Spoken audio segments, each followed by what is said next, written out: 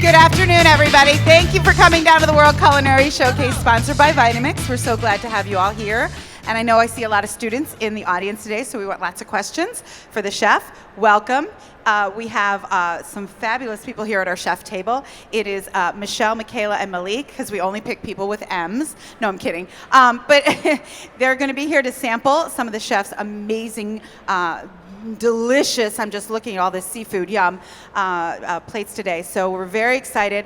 We've been having so much fun here, and you know, we can't have this fun without all of you. So the audience here at the World Culinary Showcase, you all are smart, you're passionate, and we're so grateful that you're here. So give yourselves a round of applause. A little bit more love. Tomorrow is a big day for tomorrow, our final day. We have pastry chef powerhouse Elizabeth Faulkner, followed by the Sandwich King, Jeff Morrow, and then chopped judge Mark Murphy. That's tomorrow, Tuesday, for the final day. But now, here we are on the third day. Are you ready for our next chef? Yeah? Pretty cool.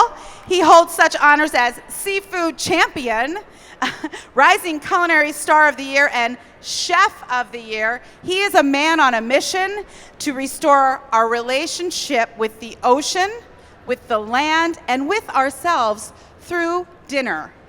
Please welcome the fabulous chef, Barton Seaver.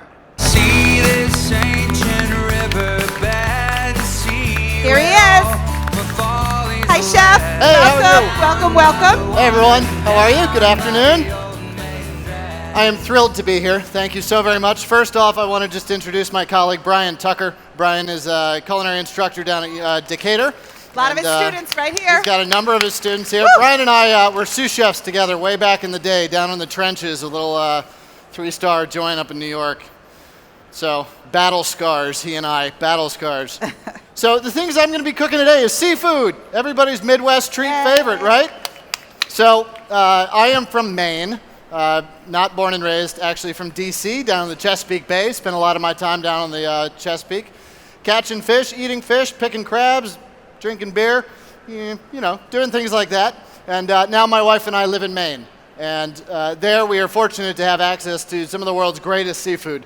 And I'm going to be doing some of that today, and also featuring a great opportunity species, farm-raised trout from North Carolina. Can I ask you a quick question? What part of Maine? What part of Maine? I am just slightly north of Portland, Maine, on the real ragged, jagged Maine coast, cragged and rocky, full of lobsters. Love it, love it. Love Portland. Okay, go ahead. All right. So a couple of the first dish that I'm going to be doing is actually the trout. And one of the things I've got going here is a red wine and pomegranate reduction. And I'm going to be making a Bear Rouge. Most people are familiar with the Bear Blanc, but Bear Rouge is the exact same thing, just made with red wine instead. And the first component of the dish is going to be a smoky lentil. And the lentils I make smoky with smoked paprika. The first thing we do is heat up our pan. I've got in the VitaPrep, we're going the carrots first, doing a classic little mirepoix. So the carrots first, celery second, and we want to do this so that all the vegetables maintain their texture. If we did the onions right away, they just end up in a mash and a pulp, and they wouldn't be too great for the dish. So, last thing we do, throw in the onion. And what I'm using is the French Depuis lentil, the brown lentil. They're really nice. They hold their texture well, and they really come together in a dish in ways that are really charming. And just because oftentimes lentils fall apart and they end up looking like mash on the plate, but instead here, they're going to be a beautiful, nice, hold their texture, sit up straight on the plate so that you can actually put a piece of fish on top of them, and it holds it up. So, now we've got our mirepoix done. Roboku comes off. And got a little bit of olive oil. So into our pan here. And what I love to do is these deep dish, sort of heavy bottom pans. And I'm using these Staub pans up here today. And they're really just genius for these lentils because you can turn the heat down to low, and the pan, being that it holds the temperature, it just gives it this ease of cooking because you're not trying to boil it to done, and you got 10 other things that you're working on prepping and doing. So just that cookware is beautiful. We were watching you all unpack it. It's beautiful. You travel with it? I do. Okay. I do. You know, whenever you travel, I always try and bring a taste of home and some of the things that we're familiar with. So Right. this is home. Staub stuff is what I use at home as well. So I've got this Beurre Rouge. It's boiling down now, and you can see the viscosity of it is beginning to thicken up. The bubbles are beginning to hold their shape a little bit more. And that's just going to get mounted with a little bit of butter. And so after these lentils are cooked, I'm going to turn up the heat in order to do that, get the pan hot. So one of my very, very, very favorite ingredients in the whole world, smoked paprika. So smoke is such a romantic, delicious, sexy flavor. In all of my restaurants, I had wood grills. You know, that slow, undulating heat where the smoke would just circulate over about 250 degrees away from the fire. Nice 48-inch grill. Just orchard wood spiked with that spice of oak and maybe a hint of maple. I mean, put a piece of fish over there and just slowly roast it, and it becomes so seductive and sweet and soft, savory. Oh, it's just absolutely beautiful. Oh my, we are sold. I think we're sold. Well, if you don't have time for that, though, it comes in a jar, too. So, smoked paprika, bittersweet, sweet, spicy as well. I tend to use just the sweet variety. This is the bittersweet, though. What it does is it adds that richness of flavor to things, and especially with a dish like lentils. I used to do this a vegetarian, a vegan even, because I would be using the smoked paprika and onions, and I basically create a bacon-like flavor. Actually, I got in trouble. All these vegans used to come back and yell at me for putting bacon in something I actually didn't. But it just funny. gives you that depth and richness. This passion, I mean, where is this passion from? Childhood? I know Childhood, you grew up yeah. a food family and a fishing family and on the Chesapeake. Yeah, I grew up in a family. Both my mother and my father were very passionate about cooking, and we had family dinner together 363 nights of the year. Okay. And it was just fun. Right. And if I wanted to hang out with my friends, that's fabulous. There's plenty of food for them. Right. It's a good old Southern house. Right. Always room for more. So nice. And Maine is, a place where you can always get great seafood. Where do you have a restaurant in Maine? I do not. I am No. a recovering chef and restaurateur. Okay. And had 7 of them down in D.C. Right. And have been fortunate to be able to follow my passions. I got really interested in sustainable seafood because just as much as we have responsibility to sustain, to entertain, and to provide healthful and nourishing food to those who come through our front door, so too do we have a responsibility to do the same for those who come to our back door. You know, those who sustain us, we have a responsibility to them. We don't have a business unless we have food. So those food producers are very important. And I left restaurants and I became an explorer for the National Geographic Society. It's about as awesome of a job as one could imagine. You are living a dream. Traveled the world over, had a great deal of fun, and really learned about sustainable food systems and really what we are trying to sustain. Well, at the end of the day, my answer is we're trying to sustain thriving human communities. And that includes healthy environments, but it also includes healthy economies, healthy restaurants, healthy families, healthy public schools. It's all of that. So really taking sustainability away from being a scientific, biological narrative, making it a biographical narrative, making it about us. And that way, you get great stories to sell in your restaurant. Right. So I'm just going to finish the lentils, toasted the paprika, add a little bit of wine. And there are 3 things you say to savor that help in sustainability. Do you know what I'm leading to? 3 things to savor, you say. There's a lot of things I savor. Small portions. Small portions, certainly. Lots of vegetables. Lots of vegetables. Lots of vegetables and more seafood than you're currently eating. Right. And having dinner together, like you said. And having dinner together. How does that impact sustainability? Well, when we come together, we use food for many purposes. To nourish our bodies, to connect us to others, but ultimately I think the greatest value of food is in exactly that. We connect to each other, we connect to our families, to our planet. And hey, I mean, that's fun, that's value in the food that we're already serving. And when I did this in my restaurants, it was the same value, just repeated through story. Mm-hmm. And story is what gets a husband and wife in on Tuesday, but that story is also what brings them back with their friends on Friday.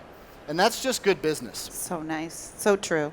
The magic of television here. I'm just going to take these, put them down here, and magically reappear with cooked lentils. Applause, everybody. Woo! Woo! Nice. So the next thing I'm going to do is saute the trout. Would you mind grabbing the trout? You mentioned lentils, do they take long to cook? Are they? They don't take terribly long, but they take longer time Longer than you have time here, than you have. Okay. So one of the really sexy trends that I've seen happening, and I did in my restaurant and would love to see more of, is serving on the cooking vessel. And when you do this, you're getting so much appeal, so much visual to your dish. And yes, there's an investment in it. But there's an investment in your steelite plates. There's an investment in whatever your tableware is. So have beautiful tableware, have beautiful stuff. I mean, these stop bands are just gorgeous as well. I do a lot of entertaining at my house as part of my sort of sustainability teaching. And you know, this is incredible opportunity to really bring people back into the kitchen by delivering it to them at their table. You literally take our actions and bon appetit. I mean, that's just cool. Plus, it's a little unique, and it's that whole fajita thing. You know, as soon as that first fajita leaves the door, just turn around and tell your grill cook, just fire 75 fajitas, because you know they're coming in. Right, right. I love that. Does anyone serve right from their pans, their plates, from the oven and from the stove? Anybody? It's a great thing to do. Makes you feel connected. I don't have a restaurant, but I do. So, the trout. So we've got this beautiful Sunburst Farms trout, and they're over at booth, 3260. Please go and visit them. I love their product. I love their people. But more importantly, I love their story. And Sunburst was really my very first story partner in my restaurants, meaning they were the first time I really realized that connecting my guests to the source of my food really had value and really had a very strong appeal. I need a knife. Where are the knives? They're there. And their trout is delicious, and one of the things I love about it is it has that beautiful pink-red flesh, and what that does is it allows you to take up a little bit of that space, that ever-present salmon space on your menus. Mm-hmm. Can you tell us their story? Tell us their story. Founded in 1948. This is now a third-generation operated farm, and operated by Wes and Ben Eason. Wes been a good friend of mine. I met him first in Jacksonville over far too many beers, and that was about 15 years back, and we started buying fish from them. And it just took off because, you know, everybody wants that salmon, but one of the things that's really we're able to do as chefs is sell people on categories of seafood. Yes, everybody loves salmon, but what are they really looking for in that salmon? They're really looking for orange flesh fish. Mm-hmm. And when you're able to deliver that in something new, to give them a sense that, hey, come on over to my clubhouse. I got something really cool to show you, you know? Right. All of a sudden, you're creating this better relationship. And we want to be educated, and stories help us stay educated, so yeah. It looks delicious. So we've just got a bit of butter in here. Now, that butter helps add that sizzle, add that sex appeal, all this magical smoke arising. So I got the pans nice and hot. All we're going to do is just basically crisp up that skin. I turned them off, and that's it. This is a great dish for line cooks. If you're worried about integrating more seafood on your menu because I don't know if we can handle it, I'm just not quite sure if my cooks are going to be able to execute it, if my servers are going to be able to sell it. You know, if you walk through a dining room with that sound, woo, you know, that's going to sell the dish itself. These pans, I used to do some. We had one oven cranked up to 550. We used to just pull the pan straight out. They were at the right temperature. Butter, trout, let it sit. As soon as that skin was crispy, turn it over, send it out. And that's exactly what we're going to do right now. You all excited? Malik? Oh, yeah. You all excited? Good, good. So as soon as that skin just starts to crisp up a little bit, I don't like to hard sear the skin on trout or any other seafood because I think you end up sacrificing a bit of the quality of the meat. Because trout meat, salmon, bluefish, whatever you're using, can't really take all of that temperature. So we've just got this going on now. I'm just going to take one bay leaf, rip it in half, take a couple of thyme sprigs, throw that on top, a couple extra pieces of butter, and a few cloves of garlic, and this has just been crushed. So it's not really sliced. It doesn't necessarily end up as part of the dish, but it can if you want it to, if you're the customer. So that's that. I've got these just going on here, and I'm just going to poêler this, classic French technique, where you just kind of spoon the sizzling butter over the top. And what that does is it draws out all those delicious, tasty oils from inside the thyme. You're getting that garlic flavor, the bay leaf all over the top. So, got this going on. When you reduced your portions at your restaurants, you found that you made more money, which was not your intention, correct? It wasn't quite my intention. Well, of course it was my intention. But what we found was that we were selling a lot more desserts. And people, yeah, there were a couple of guys, the big burly dudes that come into the fish restaurant demanding the 32-ounce ribeye. They're always going to be there. Right. We serve everybody equally the same. But what we found is that about 19 times out of 20, the person coming back to comment on the portion size was coming back to say thank you. Yeah. Because they felt as though I was respecting them. You know, when somebody walks out of a restaurant feeling bad, I mean literally uncomfortable because of the food and feeling guilty because they had to eat all of that, you know, we're not really doing our part in terms of hospitality. That's not on the menu. So I had people coming back to me saying, thank you. I feel good. It was mostly vegetables. And guess what? We sold a lot of desserts too. You know, one butt, one seat. Great, I got a glass of wine, and I got a dessert in you too. I mean, that's just more money and customer loyalty. So good all the way around. It's genius. And tell us about how vegetables, how Mom was right. We should always eat more vegetables. I heard you say that. Well, yeah, you know, Mom. Well, Mom's always right, but in this Mom case, she is right. really right. You know, my mom was not always. No, she was. I gotta say, love her, bless her soul, but yeah, you know, she was wrong about that punishment thing. But how it helps sustainability in the ocean and. You know, when it comes to sustainability, the first thing we're trying to sustain is ourselves. So a diet that is rich in vegetables, grains, greens, lots of seafood, small but enjoyable portions of, you know, having your meat in there, fine. I am not anti anything, but I am very pro diversity. And there's a lot of room to integrate a lot more seafood into our menus. So if I interrupt that for a second, so I've got this very viscous sauce now. It's down to so I'm going to take, can you grab the cold butter, please? Thank you, Brian. So cold butter is the key to a Beurre Rouge. Thank you very much. So I've just got that, and I'm just going to swirl it all in. And you'll be amazed at the color of this dish. I mean, it is just as gorgeous as anything. May I ask you to do the swirl?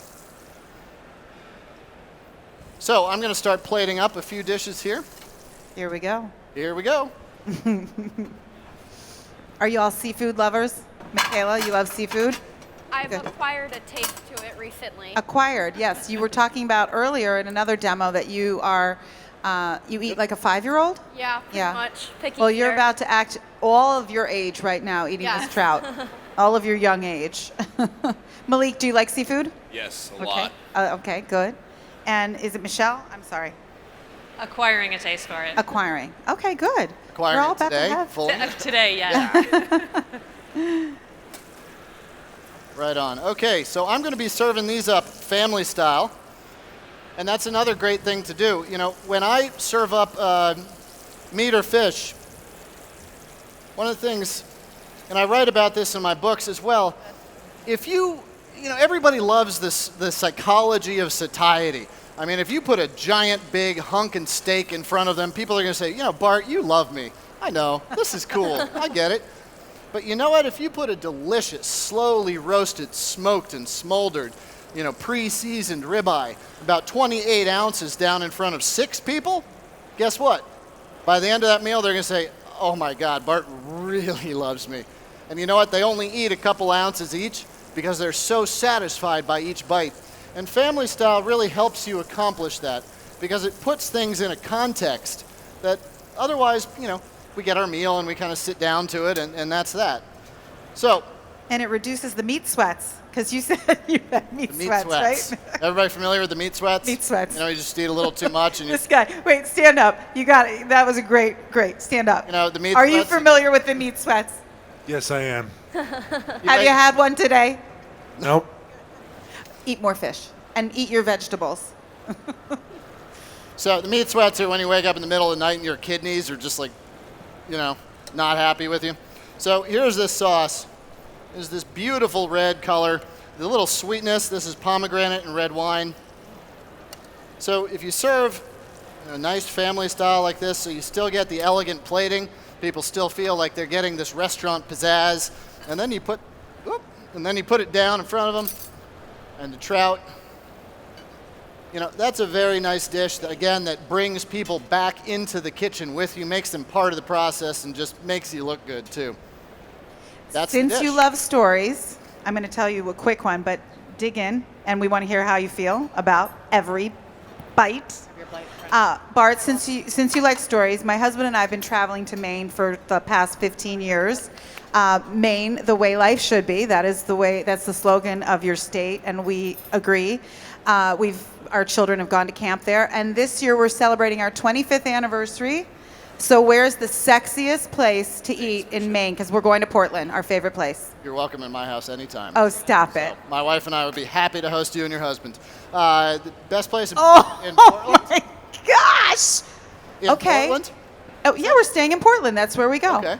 You know what? You're You're gonna make me cry. No. I want to go back to what you just said. That was not why I was asking. Tell me. You come over to the farm. We got too many chickens. We got a little too much land. You're free to help weed the farm. I said yesterday, Ann Burrell was talking about how much she loves gardening. I said and hated to weed. I love weeding. I will come over and weed your whole garden. It's 2 acres. I will do a portion of it. Okay. So where do you eat in Maine besides your own home? Right down to the end of my street, we got the Harrisseekit Lunch and Lobster. I mean, it is the quintessential Cragged Raggy rocks in the background, sailboats, so it's a working waterfront. So you got scallopers, calamars, lobster, Right. and delivering directly to the restaurant. That's about as Maine as you get. That's as Maine as you get. And then All right. down in Portland, that is just a city with a true renaissance of food. It is True. unbelievable what's happening there. It is one of the primary destination food cities right now, and it deserves all of that credit. So 4th Street? Do you go to 4th Street? if I can get in. If you can't get in, no one can get in. All right. That is one of the best restaurants in It the is country. good. It is good. Truly. All right. So next is lobster. Next is the home state lobster. So lobster, everybody's favorite aspirational dish. I know a lot of people are like, I can't really put lobster on my menu. Well, you know what? You can, especially if you're doing vegetable dishes that are a little more heavy, or a risotto dish or something where you're using a little bit of the lobster. And the other aspect about lobster is a seasonal product. And there's two seasons to lobster. There's the hard shell lobster, and then there's soft shell lobster. Lobsters molt in order to grow, meaning they shed their shell and then form a new one. And the new one's a little bit bigger, and they walk around kind of peacock style, fluffed up, and they're full of a little bit of seawater in there. And as they grow out, they kind of grow into their shell. We all do that too, right? I mean, when I was a young chef, I was walking around like this too. So, what that allows us to do, though, those are a little bit less expensive. These new shell lobsters, where the shell is just a little bit soft. Now, they're less expensive. They're a lot more affordable in terms of the dishes that you can put on the plate. Now, one sort of not peculiarity to it, but a detail of it, is that because they have that seawater inside of them, they're going to release a little bit more liquid. You're going to get a slightly lower yield in terms of the meat, but lobster is one of those products you can sell the whole thing, and this is sexy no matter how you put it on a plate. So I've got the claws. I'm going to pull those off, and all you do is just split the lobster in half. And then in here you've got the delicious tamale. There we go. You got the delicious tamale, the liver in there. This is a male lobster, so you don't have any of the coral, which is the roe, which is that stuff that turns bright red. So the first thing I'm going to do is just pull out one little piece behind the head. That gets discarded. And now the rest of this is ready to go. And I'm going to have a broiling pan. So you don't remove the roe? I don't remove the tamale. I don't remove the roe. And so what we'll do is we'll just put that. That's your plating right there, basically. Now the claws, simple, straightforward. You just, so simple that I can't do it. Push out the knuckle meat. Put that right in the cavity of the lobster. I think fear is probably the thing we have with cooking lobsters. We're nervous that we don't do it right. And it's a lot of work, but you're making it look easy. Well, you know, when people come to visit me, they get off the plane, they say, "Hi, lobster." So, it's just this thing in Maine that Yes. you have to do. Yes. And my wife and I actually stopped eating lobster at home. I'm sure. Because we had so many guests Right. coming over constantly that Right. Does your wife like to cook? she does. She does. She is terrified to make seafood for me, though. Of course. But, Of course. she's What's great. her specialty? What do you like that this she makes? incredibly delicious orchiette pasta with sausage and green beans, kale, It a is little bit so of roasted sexy. butternut squash. It is so sexy to cook together, isn't it? It is. It's amazing. What do you think of the trout, everybody? Very good. Delicious. Very good. Tell me more. Tell me something Flavorful. flavorful.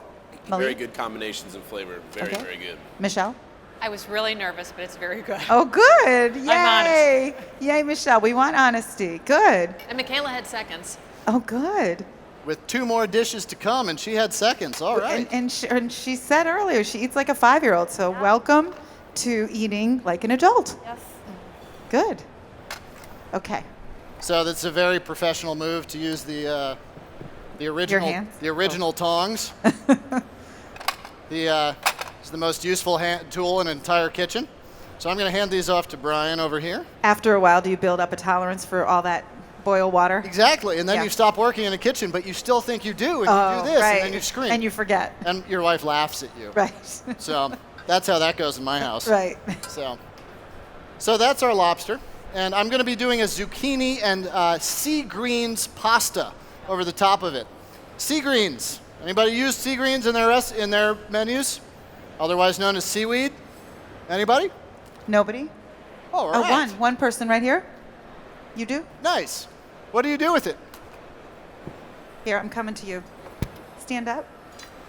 I'm sorry. What do you do with it? So we dry it and we use it as a powder once we blend it up. Nice. So Are you studying to be a chef? Oh, you're from my hometown, Philadelphia. Where do you work? I work at La Croix at the Rittenhouse. It's a La Croix at the Rittenhouse. It's like a 4-star restaurant. La Croix. It's just like a 4-star restaurant. Come on, man. That is an awesome 4-star restaurant. Good for you. I'm glad you're using the seaweeds. So what we've got here is kelp. This is a product that is grown right in Casco Bay, right off the dock of my house. I love Casco Bay. So this is a product that is incredible. I mean, it grows in the opposite season to lobsters. So this stuff grows up to 10 meters a day in the Pacific. It grows up to 6 feet per day in February in Casco Bay. Now, I was out there harvesting some of this stuff myself. Casco Bay had 1.5 feet of ice pack, and the water was about 28 degrees. We were out there harvesting this stuff, and it was huge. I mean, this is a resilient product. It is incredibly flavorful. It is incredibly nutritious. I was going to say, it is probably the most nutritious thing you can eat, right? Well, it is, and just huge amounts of dietary fiber, huge Right. amounts of essential vitamins and minerals, manganese, phosphorus, copper, zinc, iodine. I mean, you name it. There's an incredible amount in there. And though we think of seaweed as sea salty, it's really not. It has a really mild and delicious flavor, and I'm going to challenge you all. Oh, this is fun. So just a little bit. Do you all like kale? I've never had it. You've never had kale. Okay. Well, we're going to introduce you to some things today. This will be all right. So, just try a little bit of it. It's got a very Come on, crunchy, Michelle. You don't need a crunchy-like fork. lettuce flavor. Use your hands. Now, unfortunately, we have kind of a taboo against seaweed because, it's the stuff that gets tangled around your legs. It washes up on the shore. taste like But when anything. it's farmed and when it's beautiful and fresh, you get it in frozen form like this. It lasts. You pull it out, put it into coleslaw, put it into salads. I'm just going to toss it in with some zucchini and make this little noodle dish. It is sexy and incredibly nutritious, very inexpensive because this stuff doesn't exude its moisture. If But where do we buy it? Where do buy it people in like the freezer us buy it? section. You got to ask your seafood purveyor for it. It's not widely available now, Right. but please ask for it, and it And will then- be. Right, exactly. We all have to be better at asking for things. So what do you think? It didn't taste like anything. She It doesn't, doesn't eat fruits taste or like vegetables. anything. All right. Well, Her palate is still developing. Yes. no, we can give her the honest truth on that. Exactly. No. Exactly. So what we've done here is Brian has been very kind to Julianne some zucchini, and this is just a great This is just going to be a great straightforward lobster dish. You mind doing the claws for me? Straightforward dish, thrown in the broiler with the zucchini noodle put on top, a little twist of it.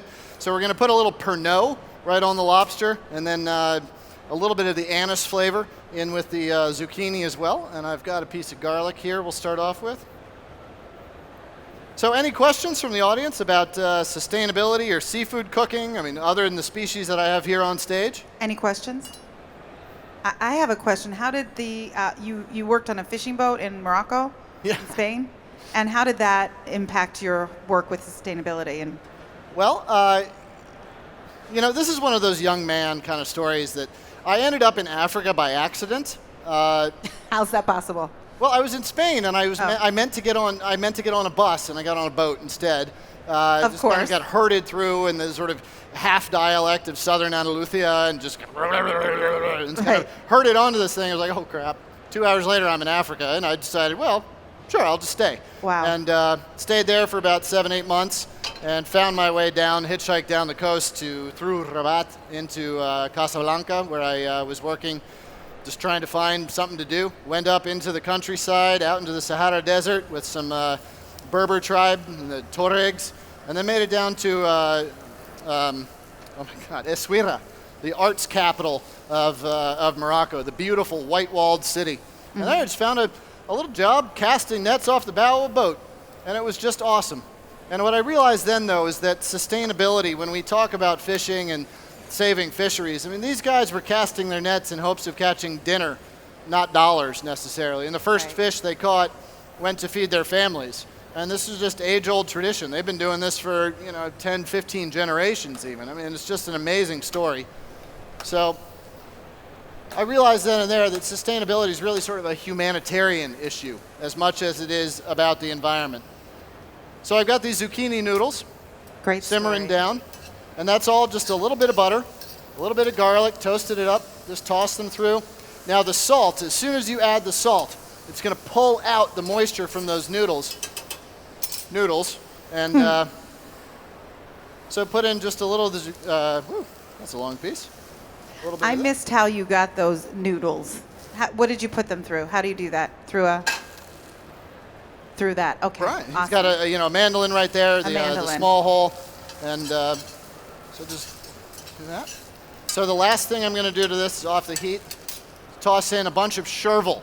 Now chervil is one of my very favorite herbs. It's got that light anise scent. It's got a sweetness that sort of imbues throughout the dish, whatever it's in. It really lifts and picks up. I mean, herbs were used really to freshen things, to enliven them. And that's exactly what this does, but also with that charm and depth of that anise flavor. Now you'll see I'm using a lot of it, precisely. Herbs to me are not meant to be just that poof bam technique on a plate, but they're such beautiful flavors. Use them. Put them on a plate. Put them in a salad. Mint along with your arugula and a little bit of apple sliced into it, a little lemon vinaigrette. Winner. Super easy. And that mint is going to give people at the table, it's like, what is that? That's so amazing. The soaring aroma of the mint really just fills out the whole dish and adds to that sweetness and the pepperiness of the arugula. That's how herbs should be used. What do you grow on your farm? A lot of herbs? Oh, we got a lot of herbs. I got a whole line of chervil right now. We got 35 chickens. I got 63 things planted right now. I'm one of those people that looks at a seed catalog and goes nuts. Wow. Seed catalogs That's love me. exciting to you. Yeah. Yeah. That's great. It's the endless potential of spring, which in Right. Maine is going to come in about a month. So. It's kind of like Chicago in a way, Maine, believe it or not. So, I've got these lobsters now. We got the claws, which I'm going to pull off and just broil these. So I've got the broiler set to high here. We got the Pernod. The Pernod, yes. You all familiar with Pernod? Yes. The deep, rich anisette flavor of it. It's got this totally crazy color, which is gorgeous. So I'll pour a little bit in here so you can see that. So Beautiful. it's this beautiful dark orange, dark sort of neon green color to it. And so forgive the zucchini in there, but it's the bowl I've got. So I'm going to add just a touch of butter on top. You can certainly do this with olive oil as well, whatever you care to be using. So that on top, and throw that right in. And then we'll top that with zucchini noodles and serve that up. Any other questions? Love it. Any questions, anybody? You have questions? I think everyone is just really, you're so smart. And I was saying backstage when I met you, I saw your TED Talk, which was amazing. So you all should go and, well, you're sort of giving it right now, a lot of what you said there. So you're also really, well, you're very cute and you are very smart. You're sexy. And you got a little Tom Hanks vibe to you. Do people say that? No, a little bit. You get, could be an actor. I usually get, you look like cross between Brad Pitt and George Clooney. Okay, That's sorry. what I normally get. No, I get Tom Hanks all the time, and I think it's my voice. It's your voice. It's the way you project. You're really good at what you do, and you happen to be a great chef too. I think. Okay, great question. Come on over here so we can get you on camera. What's your name? I'll hold it. Hi, I'm Esther Yee. Hi, Estrie. How are you? Hi, I'm doing great. I'm from Georgia State University, and I know we have a lot of students. It looks like we have a lot of students all around. And my question was, if you can kind of describe your timeline of the hard work you put in to kind of get to where you are, the rewards and realities of you were in the restaurant, you got out, and now you're kind of living your dream job and life. So, Yeah. Thanks for that. I'm one quick instruction. Can I get some plates for the lobster? A little small. And are you a student So- of Brian's? no, I'm actually from Georgia State University. Sorry, I didn't hear that. Sorry. And I started my career in the restaurant as a hostess, worked my way up to manager, and now I'm a business manager at Georgia State University Nice. Congrats. for the School of Hospitality. Nice. Well, thank you for that question. I really appreciate it. I started off I was a bike messenger by day, a security guard at night in a club in D.C. I chose not to go to college. It wasn't quite for me at the time. And my dad, it was actually him that suggested, "Hey, have you ever thought about cooking? You're fluent in food." I wasn't necessarily skilled, but I was fluent in food, and that made a difference. If you go to Paris and you speak French, you're going to have a different experience than going there and not. Right. And I walked into kitchen speaking food. Not necessarily talent, not skill, not knowledge, but just a fluency in it. And that allowed me to really understand what I was doing, what I was seeing, and to really focus on ingredients and pull out unique characteristics. And other than that, day one, put my hands out and started running. And still doing that today. And you know that we will run into walls, and those walls will pile up behind each other, and all you got to do is just keep running behind them. And eventually you either hit your head and knock out, or you keep pushing the walls till they break. And I was real lucky that in my restaurants, there's a million of us out there, right? Maybe more than a million. You know the competition we face. You know what we're up against, just as a community. Not even with our guests. Excuse me, not even with our guests. And I got noticed because of the sustainability stuff I was doing, because I was selling a story. And I was incredibly lucky for that. There are tens of thousands of chefs far more talented and better than I am at running a kitchen, at culinary, at ingenuity, and I got lucky. Success is not about luck in this world, but it helps. And that led me to the opportunity to work with National Geographic. That led me to an opportunity now. A position I hold was not really what I thought I'd be doing, but teaching at Harvard School of Public Health about the confluence of food and nutrition and global food systems. I know a lot of nutritionists who are incredibly deep in their knowledge about food and all of the nutrients, and they know just about everything there is to know, but they're not fluent in dinner. And that's a very different thing to be talking about, and the opportunity to help translate. And I'm not dismissing their skills or that profession. I mean, I'm lauding it, venerating it, because it's amazing, but we all get so, I think, narrowed sometimes, just by our training, that we can't see beyond our own menus. We can't see beyond our own training, and that's really that's my dream, is to act as that translator model, and you know what? We're going to keep working hard until I'm done. So, thank you. Keep breaking down those walls. Thank you. Great inspiration. We are loving the food and the inspiration. I know a lot of you are students of Brian's. Anyone have a question? Come on over here. Is he always this serious? I got him to smile. There we go. What's your name? Jenny.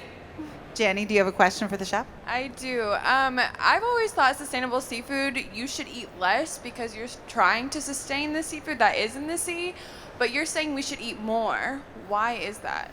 We should eat more smaller portions Okay. and more often. You know, a 4-ounce piece of fish on top of a beautiful, fillet, or on top of a beautiful pile of vegetables. Something like this. These zucchini noodles, beautiful and rich in their color, hot on the fingers, too hot on the fingers. Excuse me. That's what really sells is the entire dish, and we're selling people vegetables. Seafood tends to be a little bit more of a composed dish, even when served family style like this. It's composed, and we have a chance to really put our creativity to work a little bit more, and Thank you. I think in that way we can sell more because we're selling people on our ingenuity, on our creativity, on our dishes. But really, we need to be eating more seafood from a health perspective. Yeah. And if you think about how often we eat seafood, it's 14 pounds per person per year, hundreds of pounds of meat. Yeah. I'm not anti-meat, but I'm pro-diversity. And we're not going to be healthy people without eating a diverse array of mostly fruits, grains, greens, nuts, berries, all that stuff. Small, delightfully enjoyable portions of protein on top, a steak every now and then when you wanted a hamburger. Go ahead. Eat diversely, eat well, but most importantly, eat with joy. And, celebrate the fact that we can eat. Yeah, exactly. Because it's worth celebrating. Okay. Thank you, Thank you for Jenny. your question. Thank you. Can you tell us, educate us on the fish that are on the green list and on the red list?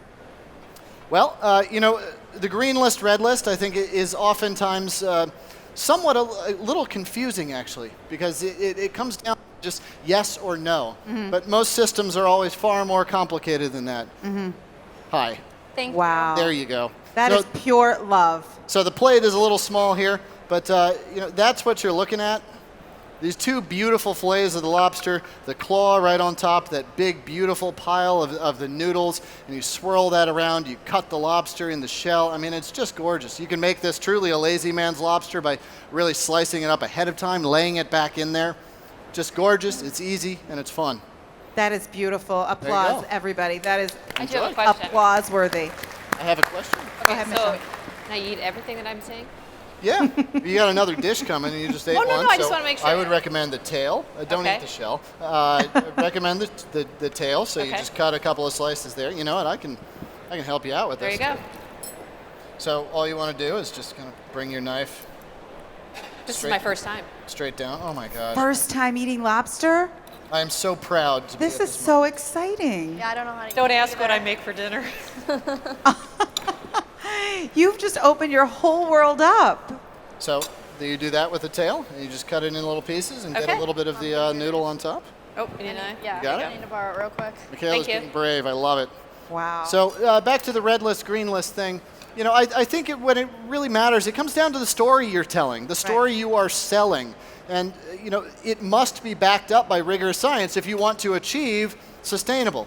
But I think first and foremost, we need to ask ourselves a relatively simple question. What is it that I am trying to sustain? What do I want to achieve by my efforts through my stories?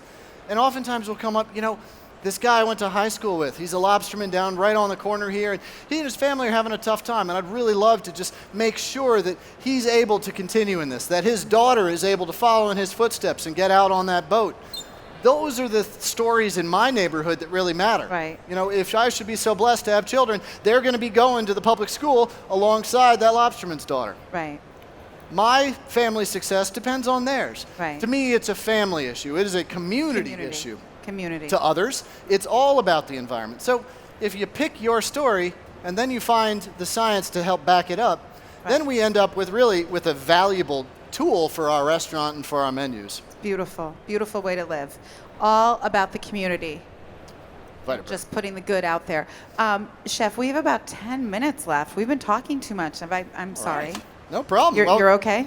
Luckily, gazpacho is pretty easy to make. Okay, good. So the last thing I'm making is just a classic gazpacho. Throwing a couple of onions in there. I used to live in the south of Spain as well. That's how I ended up in Africa by accident. And so onions. Let's see. Slow. Do you still travel a lot?